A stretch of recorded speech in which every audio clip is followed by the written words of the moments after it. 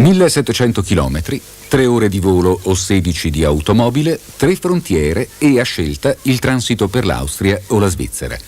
Tutto questo per arrivare a Bad Pyrmont, città tedesca della Bassa Sassonia gemellata con Anzio.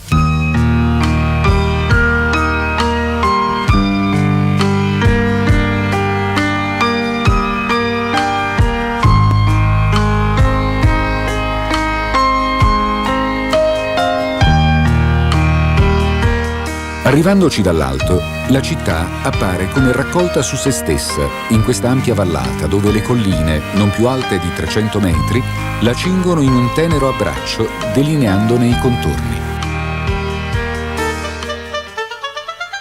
Già dal primo approccio, Bad Pyrmont appare in tutta la sua regalità acquisita nei secoli passati, per essere stata il punto di ritrovo dell'aristocrazia nord-europea e della ricca borghesia. Si ricorda ancora con orgoglio il 1681, quando si ritrovarono a Bad Pyrmont più di 40 tra re e rappresentanti di sangue reale, nonché uomini illustri, artisti, scienziati e politici. Basti ricordare Benjamin Franklin, Wolfgang von Goethe, i compositori Georg Philipp Telemann e Albert Lürzing, e dove l'occasione del soggiorno termale si trasformava in un incontro sociale e culturale. Molti trattati sono stati scritti per decantare le proprietà terapeutiche delle acque minerali di cui è ricco il territorio di Pyrmont. Acque già conosciute dagli antichi romani che hanno lasciato traccia della loro presenza tramite il ritrovo di monete, fibbie e uno splendido ramaiolo smaltato che sono conservati al Museo del Castello, eretto tra il 1557 e il 1562, appartenente alla casata di Waldeck-Pyrmont. Oggi il castello, completamente restaurato, è sede permanente di mostre e manifestazioni culturali che si tengono soprattutto nel cortile interno, in uno spazio appositamente allestito.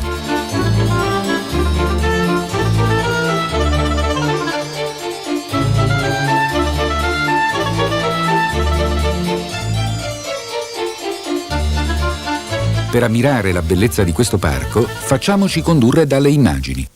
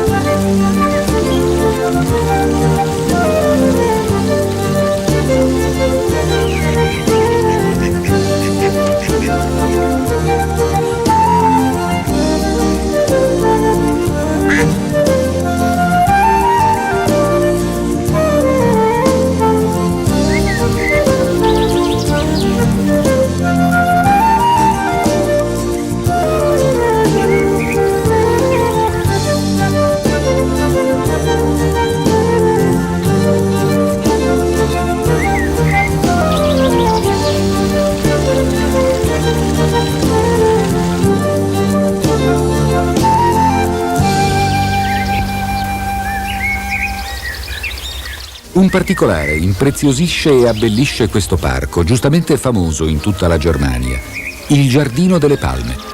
La loro presenza, situata nel punto più a nord dell'Europa, testimonia la mitezza del clima e la cura di cui sono oggetto e indica il grande amore di Bad Pyrmont per la natura e la sua salvaguardia. I grandi mutamenti sociali hanno corroso i contorni, ma non il nucleo, cioè la volontà di conservare, mantenere, proseguire per proiettare nel futuro il nome di Bad Pyrmont.